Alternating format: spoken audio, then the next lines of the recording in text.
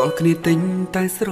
ឡាញ់ខ្លាំងប៉ុន្តែបេះដូងហាក់ដូងតូចទេមនុស្សដែលបាត់បង់ស្នេហ៍តែងតែឈឺចាប់ខ្លាំងអូនប្រាប់បងកុំបបន្តអី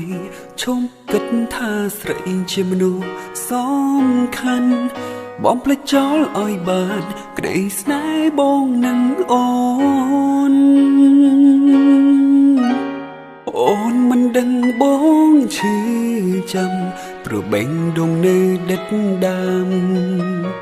ទោះចង់បំភ្លេចក៏បំភ្លេចមិនបានចង់ហាមចិត្តស្រឡាញ់អូននៅតែសំខាន់ដូចមុនទោះបីជាគ្មានអូននៅក្បែរទោះពេលនេះអូនកំពុងតែនៅក្បែរនាថ្មីនៅតែស្រឡាញ់អូនដូចមុននៅចង់ពាក់ព័ន្ធនឹងស្រីមិនចង់បែកពីអូនឡើយទោះបីបងលែងសំខាន់ព្រោះបេះដូងមិនចង់ចោះចាញ់បែបនេះឡើយ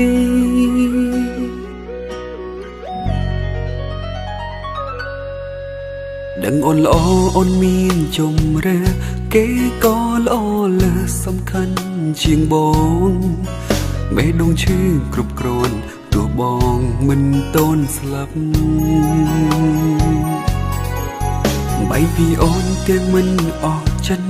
ទ្រាំក្បន់ការពិតទោះបីឈឺចាំ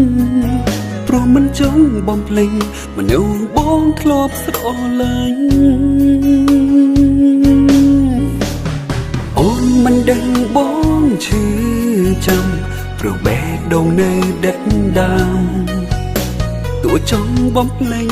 ក៏បំភ្លេចមិនបានចង់ហាមចិត្តស្រឡាញ់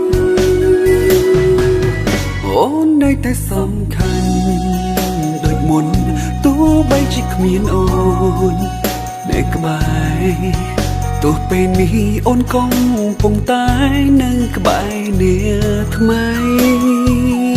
នៅតែស្រឡាញ់អូនដូចមុន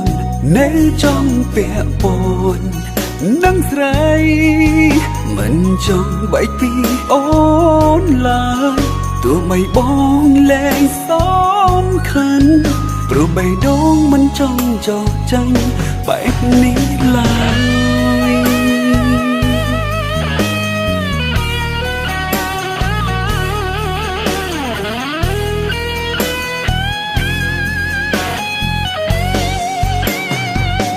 អូននៅតែសំខាន់